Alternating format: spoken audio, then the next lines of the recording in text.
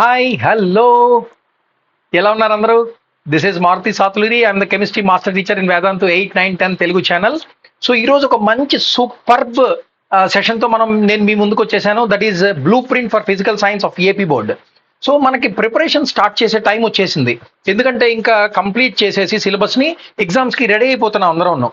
So ఎగ్జామ్స్కి ready అయ్యే ముందర మీరు ప్రిపరేషన్ స్టార్ట్ చేసే ముందర must and should you have to know the blue print of the question paper. Me taluka total syllabus taluka blue print కానీ మీకు తెలియకపోతే ఎట్టి పరిస్థితుల్లో మీరు ప్రిపరేషన్ స్టార్ట్ చేయకండి. ప్రిపరేషన్ స్టార్ట్ చేయాలి అనే ఉద్దేశం మాత్రం ఉంటే డెఫినెట్గా బ్లూ ప్రింట్ని మాత్రం చూడండి.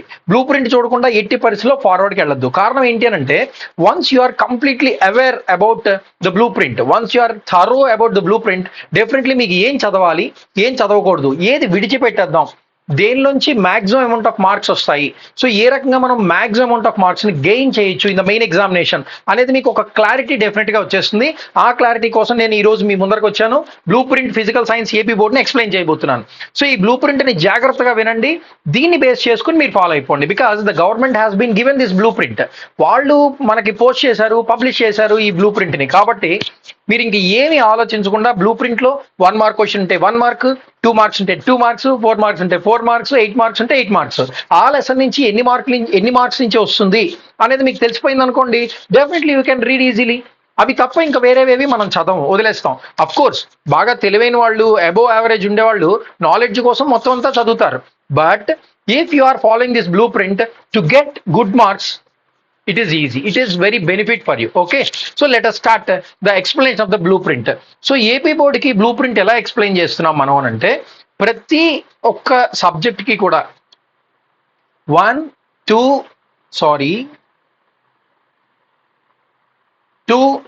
3 4 5 and 6 ఈ 6 different types of cognitive levels అనేవి ప్రతి ఒక్క స్టూడెంట్కి ఉంటాయి. అంటే మేము టెస్ట్ చేసేటప్పుడు, అసెస్ చేసేటప్పుడు ప్రతి ఒక్క టీచరు కూడా దేన్ని అసెస్ చేస్తారు?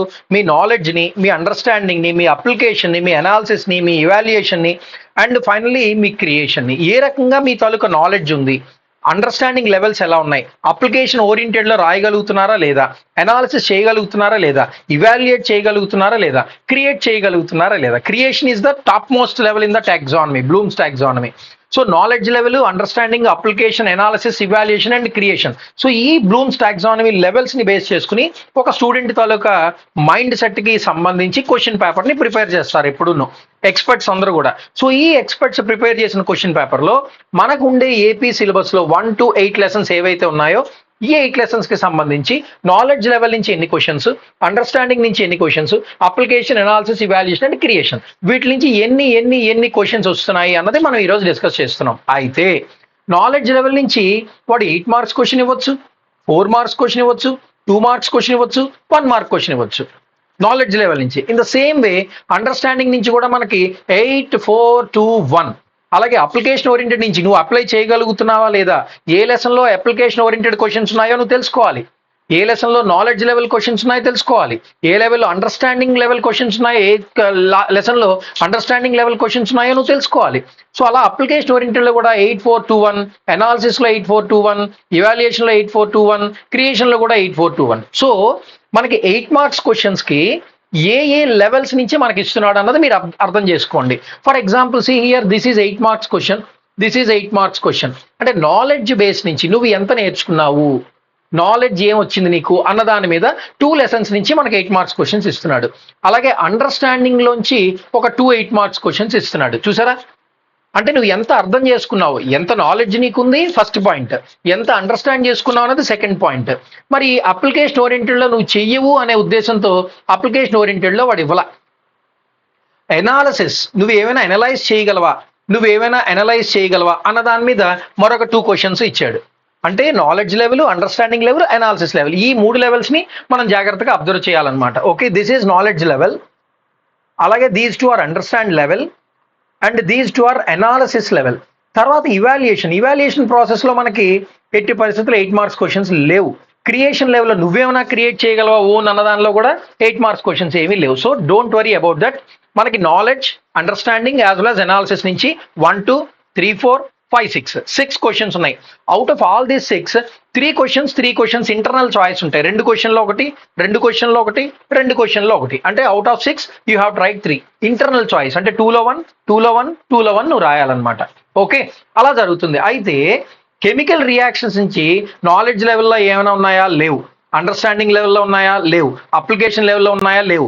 అనాలిసిస్లో మాత్రం కెమికల్ రియాక్షన్స్ అండ్ ఈక్వేషన్స్ నుంచి ఒక క్వశ్చన్ ఇచ్చాడు. అంటే ఒక ఈక్వేషన్, బ్యాలెన్సింగ్ ఈక్వేషన్ ఇచ్చి ఎలా నువ్వు దాన్ని, ఒక ఈక్వేషన్ ఇచ్చి ఎలా బ్యాలెన్స్ చేస్తావు, that is one of the analysis concept. నువ్వు అనలైజ్ చేయాలన్నమాట. ఓకే, దీనికి ఇన్ని మోల్స్ పడతాయి, దీనికి ఇన్ని మోల్స్ పడతాయి, ఇక్కడ ఈ నెంబర్ వస్తుంది, అక్కడ ఆ నెంబర్ వస్తుందని నువ్వు బ్యాలెన్స్ చేసి జాగ్రత్తగా రాస్తావు. కాబట్టి దాన్ని అనాలిసిస్లోకి తీసుకెళ్ళాడు. అలాగే ఇవాల్యుయేట్ చేసేది ఏం లేదు. క్రియేట్ చేసే దానిలో only 1 mark question will be there. Only 1 mark. చూసారా, ఇక్కడ 1 మార్క్ క్వశ్చన్ ఉంది. అంటే టోటల్గా నీకు ఒక 8 మార్క్స్ క్వశ్చన్, ఒక 1 mark question. So you will have 9 marks in chemical reactions and equations. Okay, and coming to the next one, that is acids, bases and salts. ఇది కూడా కెమిస్ట్రీ టాపిక్. సో ఈ particular topic లో ఏమైనా knowledge నుంచి ఏమైనా ఇచ్చాడా? ఏమీ ఇవ్వలేదు. మరి అండర్స్టాండింగ్ నుంచి ఒక క్వశ్చన్ ఉంది. ఇది కూడా 1 మార్క్ క్వశ్చనే. So acids, bases and salts లో 1 మార్క్ క్వశ్చన్ నుంచి ఒక క్వశ్చన్ వస్తుంది. అది కూడా understanding level. And 4 marks question is from application level. 4 marks question apply చేయగలగాలి. యాసిడ్స్, బేస్ అండ్ సాల్ట్స్ ని నువ్వు ఏదో ఒక యాక్టివిటీ బేస్డ్ లో ఇవ్వచ్చు, లేదా ఇంకోటి ఏదో క్వశ్చన్ ఇవ్వచ్చు. వాటిని అనలైజ్ అప్లై చేయగలగాలన్నమాట. అప్లికేషన్ ఓరియంటెడ్ లో అడుగుతాడు. ఇంకా అనాలిసిస్ లో ఏం లేదు, ఇవాల్యుయేషన్ లో ఏం లేదు. క్రియేషన్ లో again you will have 1 mark question. So ఇక్కడ 4 మార్క్స్ క్వశ్చన్, ఇక్కడ ఒక 1 మార్క్, ఇక్కడ ఒక 1 mark. So totally you will have 4 mark questions 2 అంటే 8 టు 1 మార్క్ క్వశ్చన్స్ 10. సార్ ఒక డౌట్ వస్తుంది, సార్ మరి యాసిడ్స్ అండ్ బేసెస్ లో 8 మార్క్స్ క్వశ్చన్స్ ఎక్కడా కనపట్లేదు కదా, చదవక్కర్లేదా? Not necessary to read the 8 marks questions. 8 marks questions చదవాల్సిన అవసరమే లేదు. బ్లూ ప్రింట్ ని ఫాలో అవ్వండి, నా మాట నమ్మండి. 2 మార్క్స్ క్వశ్చన్స్ ఉన్నాయనుకోండి, వెరీ షార్ట్ ఆన్సర్ క్వశ్చన్స్. ఇక్కడైనా యాసిడ్స్ అండ్ బేస్ లో 2 మార్క్స్ క్వశ్చన్స్ ఉన్నాయా? లేవు. కాబట్టి 8 మార్క్స్ 2 మార్క్స్ ని ఈజీగా నువ్వు లెఫ్ట్ చేసేయచ్చు, హ్యాపీగా వదిలేయచ్చు. దాన్ని ఎట్టి పరిస్థితిలో చదవాల్సిన అవసరం అయితే లేదు. మనం చదవాల్సిన only acids, basis and salts లో 1 మార్క్ క్వశ్చన్స్ చదవాలి అండ్ 2 మార్క్స్ 4 మార్క్స్ క్వశ్చన్స్ చదువుకోవాలి. Okay, coming to the next one, that is metals and non metals. Metals and non metals లో కూడా మనకి ఏమైనా నాలెడ్జ్ బేస్డ్ ఏమైనా వస్తుందా? ఏమీ రావట్లా. అండ్ అండర్స్టాండింగ్ లో మాత్రం ఒక 8 మార్క్స్ క్వశ్చన్ వస్తుంది. అండర్స్టాండింగ్ లో ఒక 8 మార్క్స్ క్వశ్చన్ వస్తుంది. రిమైనింగ్ 4, 2, 1 ఏం లేవు. అప్లికేషన్ ఓరియంటెడ్ లో ఏం లేవు. అనాలిసిస్ లో ఏం లేవు. ఇవాల్యుయేషన్ లో ఏం లేవు. బట్ క్రియేషన్ లో మాత్రం 1 మార్క్ క్వశ్చన్ ఒకటి ఉంది.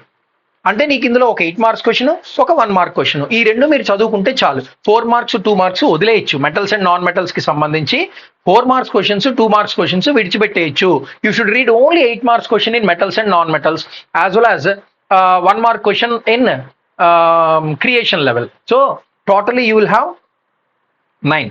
అయితే ఒక చిన్న డౌట్ వస్తూ ఉంటుంది, సార్ 4 మార్క్స్ క్వశ్చన్స్ వదిలేయమన్నారు కదా అని అంటే, ఒక్కొక్కసారి ఈ ఇయర్ లో ఏంటి వచ్చు అని అంటే 8 marks questions metals and non metals ఉన్నాయి చూసారా, దాన్ని 2 4 మార్క్స్ క్వశ్చన్స్ కింద కూడా ఇవ్వడానికి పాసిబిలిటీ ఉంటుంది. సో ఇక్కడ 2 4 మార్క్స్ క్వశ్చన్స్ కూడా ఇవ్వడానికి దేర్ ఈజ్ ఎ పాసిబిలిటీ. ఒక పాసిబిలిటీ ఉంది. 4 మార్క్స్ క్వశ్చన్స్ 2 కలిపేసి, కొంచెం సిమిలర్ గా ఉండేవి 2 కలిపేసి ఒక 8 మార్క్స్ క్వశ్చన్స్ కి ఇవ్వడానికి అయితే దేర్ ఇస్ ఎ స్కోప్. అలా అంటున్నారు అనమాట. 8 మార్క్స్ క్వశ్చన్ అయితే 2 4 మార్క్స్ క్వశ్చన్స్ కూడా కలిపి రావచ్చు అని ఒక చిన్న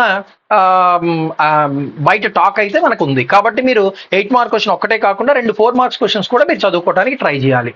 and carbon and its compounds if you take only 2 marks question ఒకటి ఉంది, యాజ్ వెల్ యాజ్ అండర్స్టాండింగ్ లో 1 mark question, no application, and analysis లో 8 marks question, and no evaluation, no creation. Okay, so ఒక 2 మార్క్స్ క్వశ్చన్, ఒక 1 mark question and 8 marks. So 8 1 2 అంటే 4 marks questions చదవక్కర్లేదు. 4 marks questions maximum చదవాల్సిన అవసరం లేదు. మీకు 8 మార్క్స్ క్వశ్చన్స్ అయితే 4 మార్క్స్ కూడా చాలా వరకు కవర్ అయిపోతాయి. కాబట్టి వరీ అవ్వకండి. సో టోటల్ కౌంట్ చేస్తే you will have 11 marks. Total గా మనకి 11 మార్క్స్ అనే ఉన్నాయి. అండ్ లైట్ రిఫ్లెక్షన్ ఫిజిక్స్కి వచ్చారనుకోండి, up to this chemistry chapters are over. Chemistry chapters అయిపోయి.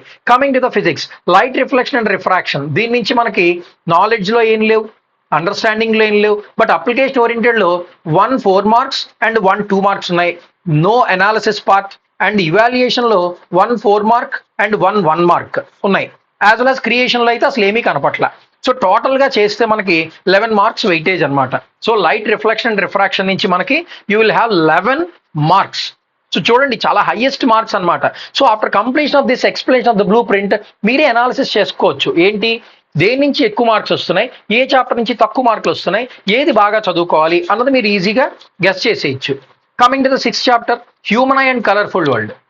మన the human and colourful world నుంచి నాలెడ్జ్ బేస్డ్లో అయితే ఒక 8 మార్క్స్ క్వశ్చన్ ఉంది, అండర్స్టాండింగ్ లెవెల్లో ఓన్లీ 1 మార్క్ క్వశ్చన్ ఉంది, అప్లికేషన్ లేదు, అనాలిసిస్ లేదు, ఇవాల్యుయేషన్ లేదు, యాజ్ వెల్ యాజ్ క్రియేషన్ లేదు. So total you will have 9 marks.